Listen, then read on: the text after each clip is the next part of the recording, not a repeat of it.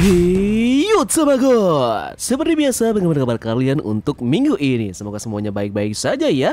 One Piece is back nakama. Jadi inilah yang kita tunggu-tunggu. Akhirnya bocoran One Piece chapter 1100 rilis juga. Spoiler ini sudah fix ya, terkonfirmasi oleh pihak terpercaya yakni Paypiece dan juga Words Gen Forum. Flashback dulu, yakni pada chapter sebelumnya kita diperlihatkan kembali kilas balik dari Kuma dengan dia yang berusaha mencari obat untuk kesembuhan dari Jewelry Body. Belum lagi upaya dari Dragon untuk mengarahkan Kuma menuju Egid yang dimana di sana ada Profesor Genius yang mungkin saja akan menemukan jawaban atas penyakit anaknya. Oke, jadi sebelum masuk ke dalam bocorannya, seperti biasa ritual kita untuk memadamkan dulu tombol merahnya beserta dengan bagikan jempol dan juga komen di video ini agar teman-teman semakin semangat untuk membuat konten menarik selanjutnya. Jika sudah, terima kasih banyak dan bersiaplah nakama. Tarik jangkar dan mari kita berlayar.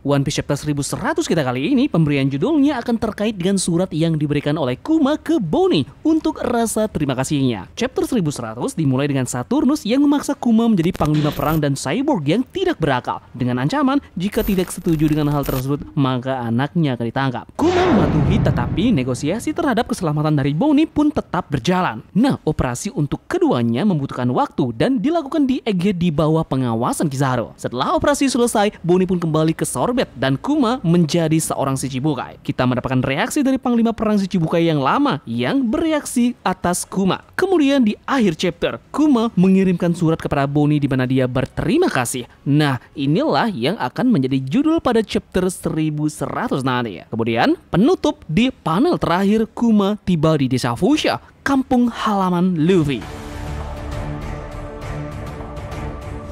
Nah, seperti biasa, Tambangon akan memberikan pendapat terkait dengan isi dari bocoran One Piece chapter 1100 kita kali ini. Pertama-tama mungkin dari kalian ada yang sedikit kecewa dengan isi chapter ini. Banyak yang beranggapan bahwa Monkey D. Dragon akan segera tampil atau setidaknya robot kuno akan hidup dan melakukan perlawanan di Egid. Namun, semua itu tidak terjadi. Kita mendapatkan kembali lanjutan dari kilas balik dari Bartolomeo Kuma. Nah, usut punya usut, sebelumnya Redon telah menyatakan bahwa Oda Sensei merencanakan sesuatu yang besar untuk chapter 1100. Namun garis bawahi, dia hari ini telah mengubah pernyataan tersebut menjadi chapter 1101. Jadi Oda merencanakan sesuatu yang besar di chapter 1101, bukan di chapter 1100. Dan berhubung di minggu depan chapter akan rilis seperti biasa, jadi kemungkinan besar untuk dugaan kejutan akan terjadi di minggu depan ya, tepatnya di One Piece chapter 1101. Nah, terkait dengan beberapa chapter One Piece yang akan rilis di bulan Desember 2023, di bulan depan akan ada 3 chapter yang akan dirilis. Chapter One Piece 1101, chapter One Piece 1102, dan chapter One Piece 1103 adalah chapter pertama di tahun 2024. Namun akan bocor pada minggu terakhir di bulan Desember 2023. Tentu ini akan berubah ya jika Oda Sensei harus istirahat mendadak atau tidak terduga. Jadi tentu di minggu ini kita masih melanjutkan kilas balik dari Kuma, yakni dia yang dijadikan Shichibukai dan kemudian beralih langsung ke pasifista. Masa lalu kelamnya juga benar-benar memang ada hubungannya dengan karakter Saint Saturnus dan juga Admiral Kizaru. Mereka berdua adalah orang yang juga menjerumuskan Bartolomeo Kuma ke dalam kelamnya masa lalu yang berlanjut hingga dia dewasa. Nah, lalu pertanyaan besar dalam chapter ini adalah Bartolomeo Kuma akhirnya tiba di desa Luffy, yakni di East Blue Desa Fushia. Apa yang dia cari ke sana? Mengapa dia tidak mengarahkan dirinya langsung ke Pulau Egid? Ini mesti menjadi pertanyaan besar kita semua ya. Atau mungkin dari kalian punya pendapat lain? Silahkan tulis di kolom komentar.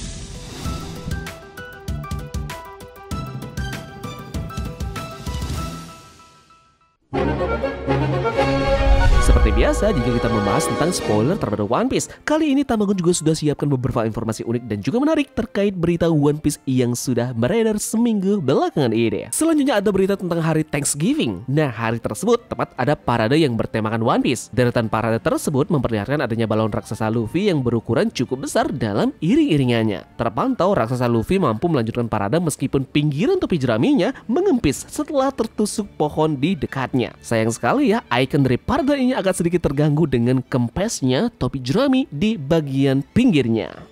kita lanjut membicarakan tentang dubbing dari karakter masing-masing kru bajak laut topi jerami di animenya. Mengingatkan saja bahwa umur dari mereka semua sudah beranjak menua. Dimulai dari Tanaka Mayumi, dubbing dari Luffy yang berusia 68 tahun. Nakai Kazuya, dubbing Zoro yang berusia 56 tahun. Okamura Akemi, dubbing dari Nami yang berusia 54 tahun. Yamaguchi Kaipe, dubbing dari Usopp yang berusia 58 tahun. Hirata Hiroaki, dubbing dari Sanji sendiri berusia 60 tahun. Otani Ikue, dubbing dari Chopper berusia 58 tahun. Yamaguchi Yuriko, dubbing dari Rubin berusia 58 tahun juga. Sementara itu Yao Kazuki, dubbing dari Franky yang berusia 64 tahun. Dubbing dari Brook yakni Yuichi Nagashima yang berusia 66 tahun. Dan terakhir Katsuhisa Hoki, dubbing dari Jinbei yang berusia 77 tahun. Lihat, dari dubbing ini yang paling tua adalah pembawa suara dari karakter Jinbei yakni berusia 77 tahun. Jika One Piece terhitung akan selesai di 10 tahun mendatang, berarti usia dari sang dubbing sudah mencapai 87 tahun.